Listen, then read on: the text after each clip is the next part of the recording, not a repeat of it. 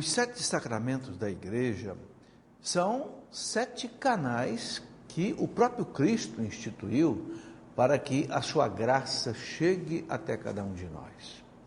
Então, o batismo, a crisma, a Eucaristia, a confissão, a ordem, o matrimônio, a unção dos enfermos, são canais que descem da cruz do Cristo crucificado e irrigam a igreja com a graça de Deus. Você pode perceber que os sacramentos, eles nos acompanham desde o nascimento até a morte e dão a nós a vida espiritual e nos traz a santificação. Nascemos para a vida natural, então pelo batismo nascemos para a vida sobrenatural. Crescemos, viramos adolescentes, jovens, vamos enfrentar o mundo, então recebemos o sacramento da crisma, o sacramento do Espírito Santo, para ser soldado de Cristo. Não é? Depois enfrentamos o mundo do pecado, então temos a confissão para nos lavar do pecado, limpar a nossa alma.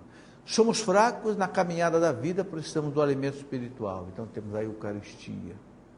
Depois, na decisão da nossa vida profissional, da nossa vida, né, no estado de vida, quem vai para a vida de casado recebe então um sacramento especial do matrimônio, para que tenha a força de viver o matrimônio, constituir uma família, educar os filhos, viver a fidelidade conjugal, que é tão difícil, com a graça de Deus. Quem opta por uma vida celibatária para servir exclusivamente a Deus, ao reino de Deus, então recebe um sacramento especial, a ordem. O sacramento que é aquele que imita Jesus Cristo mais de perto. Jesus Cristo foi celibatário. Abriu mão de constituir uma família, abriu mão de se casar para ser todo entregue ao reino de Deus. É a vida do sacerdote. E também, quando nós estamos doentes, nós temos o socorro do sacramento da unção dos enfermos, que nos auxilia na luta contra a doença e que, se for da vontade de Deus, a pessoa ir para Deus prepara para essa transformação de vida para a eternidade. Então, a beleza dos 7 sacramentos estão aí, né? Está aí, nos acompanham durante toda a vida. E a gente deve viver uma vida na igreja, uma vida sacramental. Quando o sacramento da igreja nos toca, é Cristo que nos toca. Porque quando a igreja batiza, é Cristo que batiza. Quando a igreja te crisma, é o Cristo que te dá o Espírito Santo. Quando o sacerdote perdoa teus pecados pela confissão, é o Cristo que perdoa os teus pecados pela confissão. E assim por diante. Não é?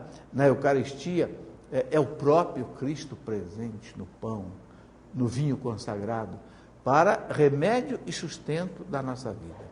Veja, 2 coisas. Remédio para as nossas enfermidades físicas, espirituais, morais e sustento para a nossa vida. Né? Depois o sacramento da ordem e do matrimônio. Né? Quando encaminhamos para esses estados de vida, Cristo quer nos acompanhar, Cristo quer estar conosco.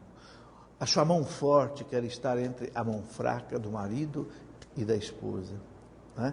Para que eles possam cumprir essa finalidade, essa vida de casados. É a mesma coisa para o sacerdote. Sabemos que não é fácil viver uma vida sacerdotal, abrir mão de constituir uma família, viver 100% para Deus, não é? Tudo isso realmente não é fácil. Mas a graça de Deus presente pelo sacramento fortalece. Não sentimos o sacramento, não é algo sensível, não é algo emocional, mas é um sinal eficaz da graça de Deus. O sacramento, ele tem uma parte natural e uma parte sobrenatural. A parte natural são os sinais, os elementos, né? Por exemplo, no caso do batismo, a água, no caso da Eucaristia, o pão e o vinho, e as palavras de consagração. Quando acontece o rito do sacramento, acontece imediatamente a graça sacramental, que nos santifica.